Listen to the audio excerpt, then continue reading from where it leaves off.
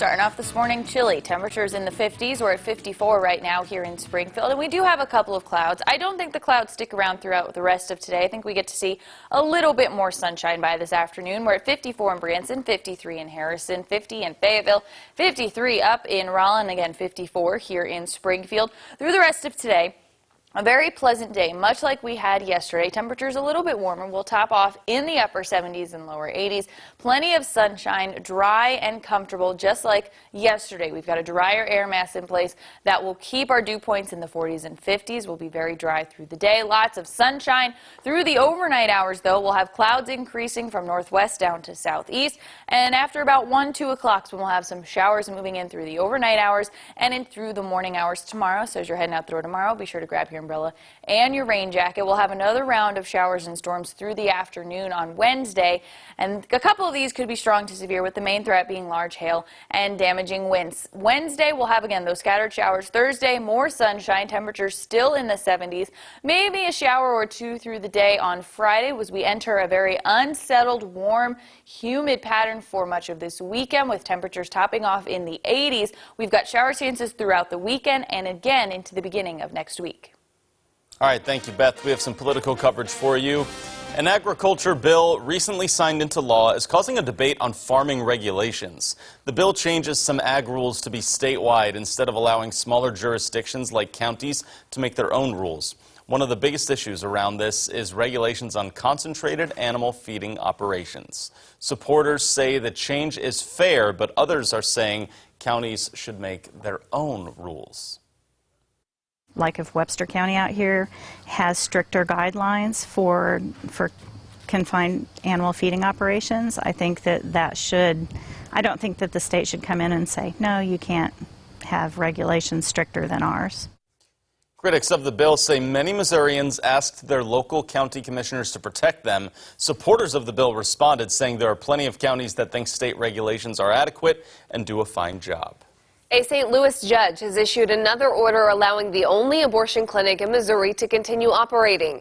The judge granted Planned Parenthood's request for a preliminary injunction, which extends his temporary restraining order prohibiting Missouri from allowing the St. Louis clinic's license to lapse. He also ordered the Missouri Department of Health and Senior Services to decide by June 21st whether the clinic's license should be renewed.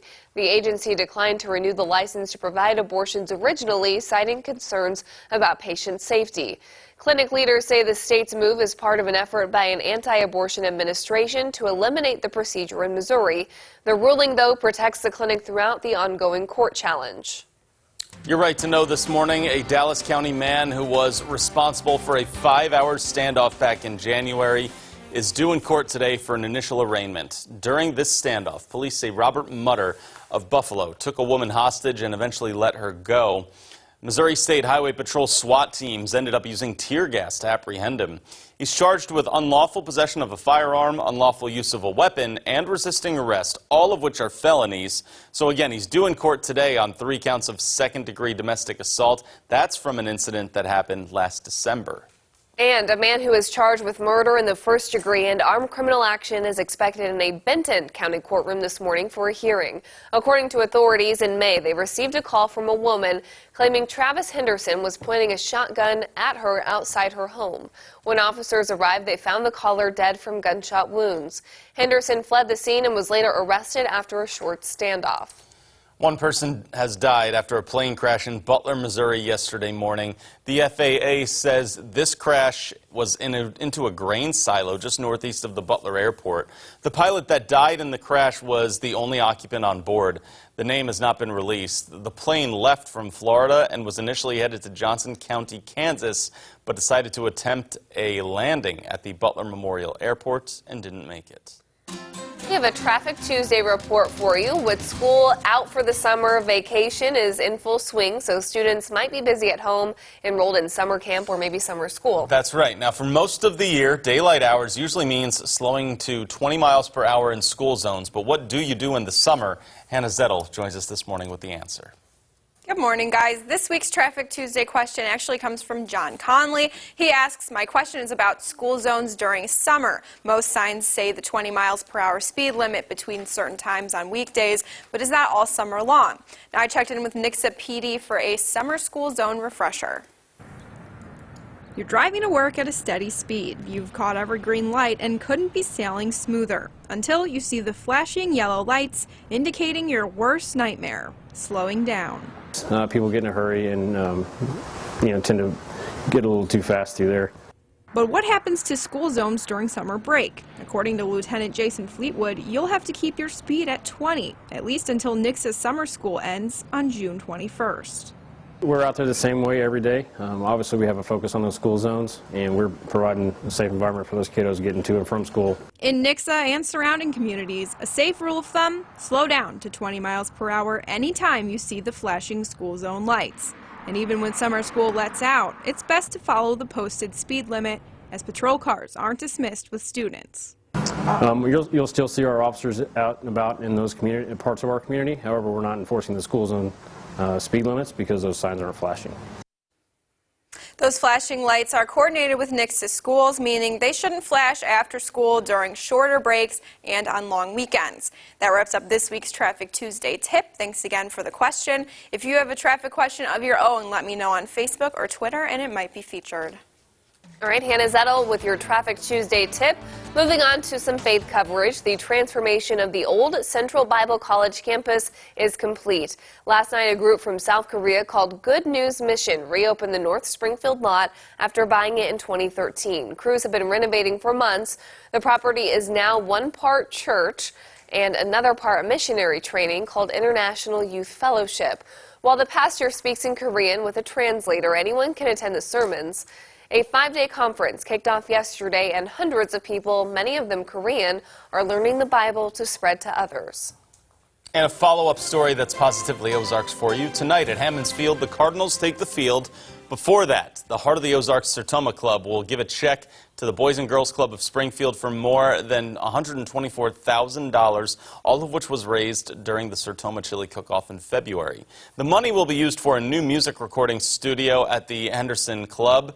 The club's mental health program will get a boost, and the teen job training program will get some help as well. There will still be some money left over for improvements to vehicles, sports facilities, and other buildings. The Missouri State Highway Patrol's annual inspection of school buses in the state shows Springfield Public Schools is doing pretty well. The district has once again been awarded the Missouri Highway Patrol's Total Fleet Excellence Award with an approval rating of 93.3% during the inspections on the almost 150 buses the school district uses. SPS credits the award to the entire transportation team in the district. All right, here's what's coming up for you now on CBS This Morning. I'm Anthony Mason. Coming up, a first look inside Amtrak's new Acela high-speed train. Plus, the town where almost everyone has a job building it. Coming up on CBS This Morning.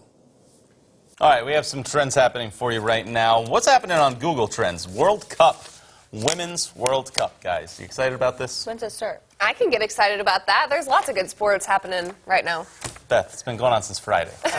Today, the U.S. kicks off. Oh, see, that's what I meant. Women's national team, I meant, when do we defending play? champs. Yeah. There you go. I got it. They'll play Thailand at 2 o'clock. That will be seen on Ozarks Fox, actually. Oh, cool. So there you go. You maybe watch Jeremy and Kelly in the morning. Yep. Then take a little break at 2 o'clock. Jeremy's like, Watch we ain't Ozarks. playing no soccer, Joe. I see that nod over there. But Well, that's fine. We leave that to the ladies that play soccer at 2 o'clock. Okay, So there you good go. point. That's all right. That's fair. And of course, that helicopter crash in New York City is also trending at the moment, as someone who's a certified flight instructor for 15 years crashed into a building there.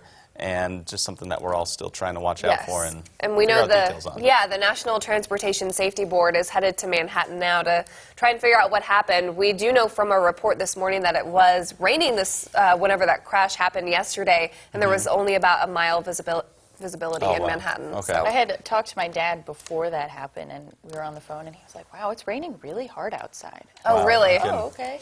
Thanks. And how far is he? Well, he's right over the river in Okay. New Jersey, yeah. So Okay. it was raining really hard yesterday. Okay. Good news is No rain here. No rain here. Lots of sunshine today. It's going to be a beautiful day. We do have scattered shower chances through the day tomorrow. Good news is that sunshine comes back on Thursday. Bad news is that we're going to enter a wet, unsettled pattern for the end of this week into the beginning of next. All right, we'll keep an eye out for it. Thank you very much, Beth. Thank you for joining us and starting your Tuesday with us. We'll be right here back soon and always on ozarksfirst.com.